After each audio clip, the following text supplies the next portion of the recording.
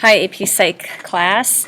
We're starting the motivation unit today, which is kind of good timing considering many of you are in the lacking department of motivation, and this might be a good time to really start thinking about why it is that we sometimes feel propelled and motivated to do things when other times motivation is just non-existent. So when you take a look at some of the questions on the first slide here, like why do you go to class each day? Is it because you're afraid if you don't you'll get in trouble? Is it because you're motivated to get all of your classes completed so you can graduate? Is it because you thirst for knowledge? Why is it that some people study for hours for exams and some people show up having prepared little or none at all? From why did you pick out the shoes you wore to school today? Each of these questions do have answers, and there is some motive for engaging in those behaviors. So really our goal is to take a look at the different components in motivation.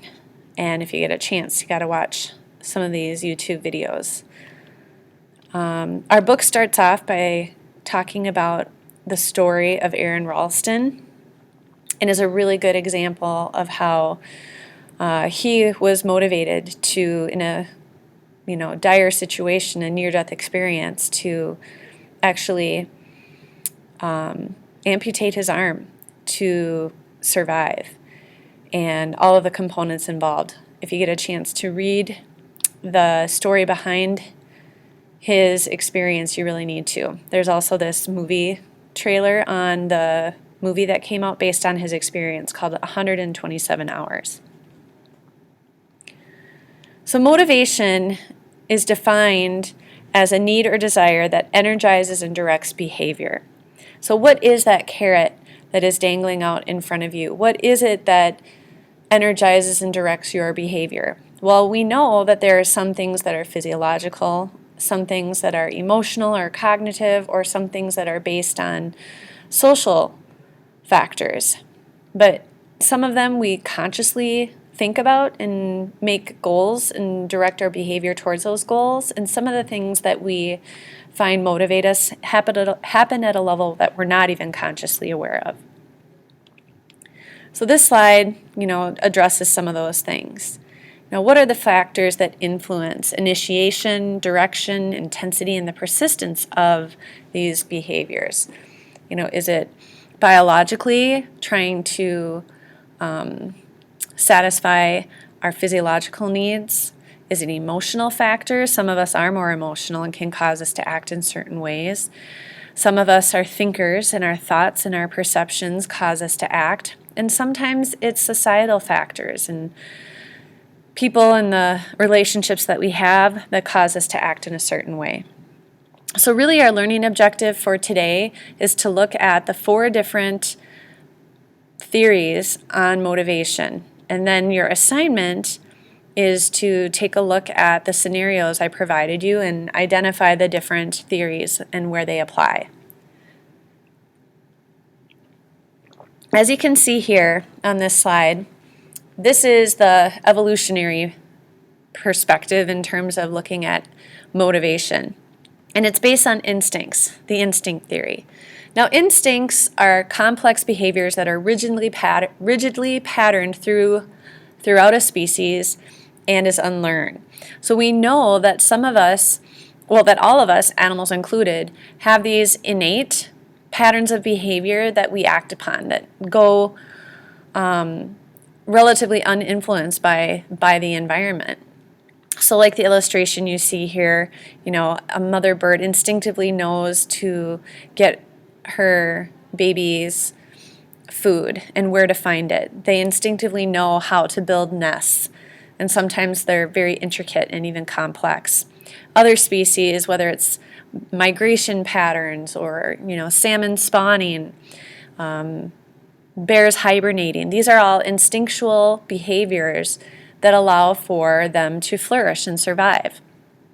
This happens in humans as well. There are some things that we are just innately motivated to do. Whether it's a mother that will instinctively take care of her child, want to provide comfort, nourish it, and provide that stability. That's something that a mother doesn't have to be taught to do. It's just an instinct, a natural response. But not all behaviors can be explained through the instinct theory. Our next one is really explaining our physiological motivation. It's called the drive reduction theory. And it takes a look at drives and incentives that influence our behaviors. You'll also see on here the definition of homeostasis, and that's really what you have to keep in mind with the drive reduction theory, because our body has a tendency to try very hard to remain balanced and have an internal constant state. And this can be, once again, dealing with food or body chemistry, water, sleep, temperature. All of these things are physiological and factor into motivating our behavior. What you see for the definition of the drive reduction theory is that there's this physiological need, whether it's food, water, temperature, breathing, sleep, that creates an aroused tension, which is what a drive is. So this morning when I came to school, I had a meeting, I had students that needed my attention, and I had brought my breakfast, but I didn't have time to eat it. And I was hungry, and it put me in a tension state, this aroused tension state, because I was hungry, my blood sugar was low. And that motivated me to actually seek out my breakfast and find time in between classes to eat my bagel. And that's the drive reducing behavior. So all of this is definitely a part of why we do some of the things that we do. And we can take a look at incentives too, either positive or negative environmental stimuli that motivates us. The fact that I really liked my breakfast that I brought was a positive motivator. I looked forward to eating my bagel. Sometimes it's negative. Sometimes we find that there are different incentives that might be negative. Maybe we don't like the feeling of, being cold. So the drive reducing behavior would be to always, wear layers or always have hat and mittens with you so that you don't have to worry about being cold and trying to get your body temperature up. Once again, not all behaviors can be explained physiologically. The arousal theory is based off of the idea that, again, we are trying to do things to create this optimum level of arousal. And arousal as in, curiosity-driven behaviors, that are fun and exciting, and sometimes just the opposite. We engage in behaviors where we just want to kind of get away from the hustle and bustle of our day, that we just want to sit and quietly listen to music or read a book and just escape. And so, the optimal arousal theory would explain why sometimes people seek out adventure or why they might seek out solitude and have a little downtime. This next slide goes on to describe Abraham Maslow, our very famous founding father of the humanistic perspective, his hierarchy of needs. Now, this is something we talked about at the beginning of the year when we talked about the different perspectives involved in psychology. Today, I'm going to show you how this relates to motivation. Now, a lot of our behaviors are based on this pyramid, this hierarchy of needs. What you need to do is understand and memorize the different levels, starting with basic physiological needs at the bottom. This is the very first step that needs to be fulfilled on our way to reaching our full potential, which is called self-actualization. Sometimes people never reach self-actualization. They have obstacles that continually prevent them from reaching their potential. And that might be physiologically, it might be health related, it might be safety, which is the next level, our need to feel that the world is stable and organized and predictable and safe. Once the physiological and the safety needs are met, we really do have this very strong need to feel loved and accepted and feel like we belong. We don't like being alienated and feeling like we're not a part of a group. And you can see how this level is important to fostering self-esteem. And if you have that stability and you feel like you are loved and you belong, you can see how it can directly, positively affect your self-esteem and confidence. If you don't, if there's a negative side to that part of the hierarchy where you feel ostracized and left out, you can see how that can negatively affect a person's self-esteem. But if all these needs are fulfilled, a person has the ability to live up to their fullest and unique potential, and that's what self-actualization is.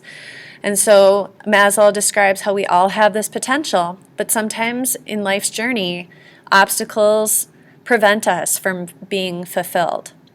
So on the test, you could likely see a question that relates to the hierarchy, and knowing that our physiological needs of hunger and thirst and temperature and breathing trump everything else.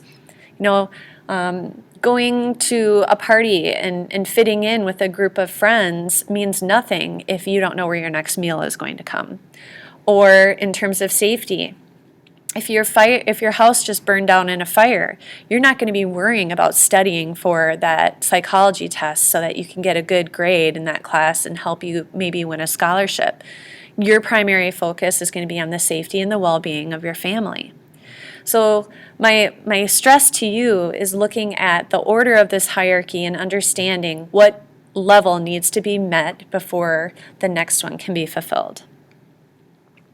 And so when you go into Schoology and you look at those scenarios, try and identify, is it the instinct theory? Is it the drive reduction theory? Is it the optimal arousal theory? Or Abraham Maslow's hierarchy of needs theory that's being described in terms of motivating your behavior?